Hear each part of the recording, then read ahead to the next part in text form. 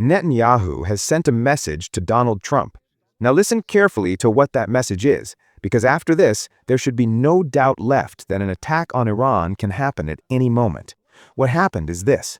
Israel had already been informed by the United States. Donald Trump had said that if you want us to attack Iran, destroy the regime there, and destroy military bases, then you must be ready for the consequences. Israeli cities will be targeted, headquarters will be destroyed, the army will be hit. The Nevatim base will be blown up, Dimona could also be attacked, and our military bases across the Middle East, including in Iraq and other regions, will also be targeted. So if you are ready for all this, then we will move forward. Now, Israel has told the United States to attack Iran, and if Iran launches a very large counterattack against us, we have the capacity to withstand around 700 ballistic and hypersonic missiles. But in that process, many of our cities could be damaged. Entire cities could be destroyed. Everything from the IDF to our intelligence network could be wiped out. But the condition is this: you must guarantee that the Iranian government will be eliminated, the ballistic missile program will be destroyed, the nuclear facilities will be destroyed, everything will be wiped out. In return, even if Israel suffers massive destruction, even if thousands of our people are killed, even if cities are devastated by missile attacks, we can rebuild them. We can bring people from around the world and resettle them here.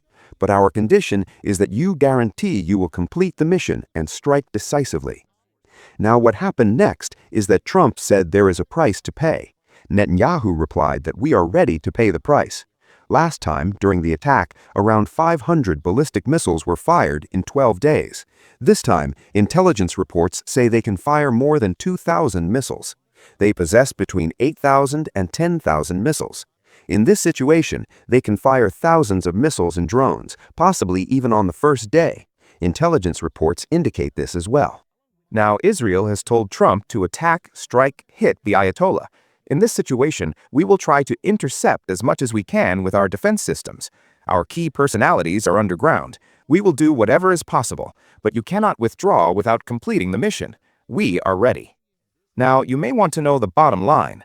The bottom line is this: oil prices will skyrocket. The Strait of Hormuz could be closed. The global economy could collapse.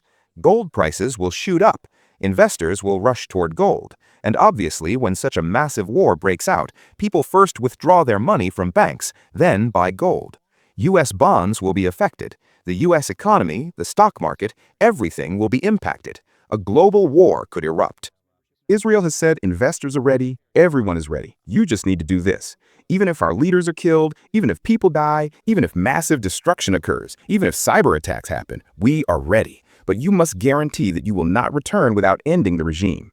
This is the situation. Do you know what the current reality is right now? The United States has sent F-35 fighter jets. These jets have arrived at the Nevatim Air Base. These are new aircraft, sent in large numbers. Israel had ordered these F-35s long ago, around 48 of them. They have now arrived and are being made fully operational. Whenever equipment comes from the U.S., Israel upgrades it, integrates systems, conducts training, tests it, and prepares operational plans. All of this is currently happening. After that, the army chief told Netanyahu that our preparations are complete. You continue talks, redeployments will happen, everything will happen. You prepare for the attack, and we are ready. This is the current situation. Understand the level at which discussions are taking place. Netanyahu has effectively given the green signal. The U.S. has now brought in 2 aircraft carriers, which will arrive in 2 or 3 days in the Persian Gulf near Iran. Cargo aircraft are moving supplies through the Diego Garcia military base. Defense systems have arrived. Multi-domain intelligence collection has been completed. This will not be limited to military action. They will destroy the economy, destabilize politically, and completely destabilize the region.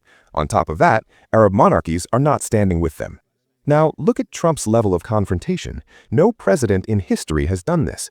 Emmanuel Macron, the president of France, sent Trump a message, and Trump leaked that message to the entire world. In it, Macron says, "Trump, we stand with you. In Syria and in the war against Iran, we are ready to work with you. But I do not understand why you want to take Greenland." Macron suggested holding a G7 meeting in Paris, inviting Ukrainians, Danes, Syrians, Russians, everyone, and resolving matters over dinner. Imagine how sensitive this conversation was between 2 presidents, and Trump leaked it. Trump wants to show how powerful he is, that everyone is bowing before him, that he can destroy anyone at will. What is their real issue with Iran? After Iran, Israel wants to target your holy sites. First Palestine, then Syria, then Lebanon. After that, it will be the Muslims' turn. Muslims are next. There was a time when Mohammed bin Salman and Saudi Arabia viewed Iran with extreme suspicion. They had said, if Iran becomes a nuclear power, we will too. Now, Saudi Arabia understands that Iran is not their enemy, but their brother.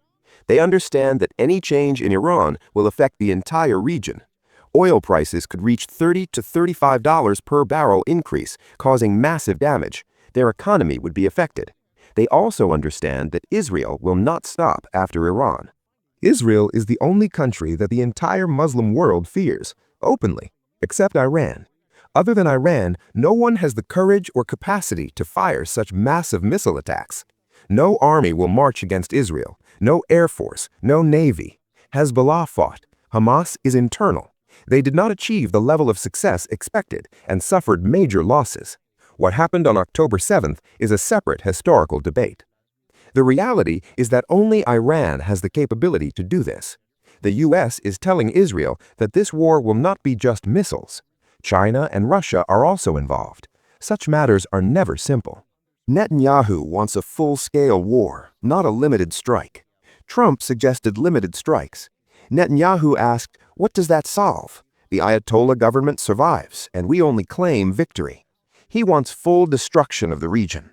After that, they want to move toward Qatar, Turkey, and even Saudi Arabia. Netanyahu was asked if he is ready to pay the price of Iranian retaliation. He said yes, we are ready to handle up to 700 missiles, but not more than that. Last time, 500 missiles were fired in 12 days. This time, within 15 to 16 days, 700 missiles could be fired. Israel says we can sustain a war for a maximum of 16 days. Beyond that, we do not have the capacity. So whatever destruction you want to cause, you must do it within 16 days. This is what they have told Trump. Trump is now fully prepared for war. What will happen, only time will tell.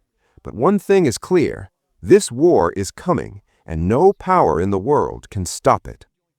Do not forget to subscribe to Banana Republic, like the video, share it, and express your opinion in the comments section.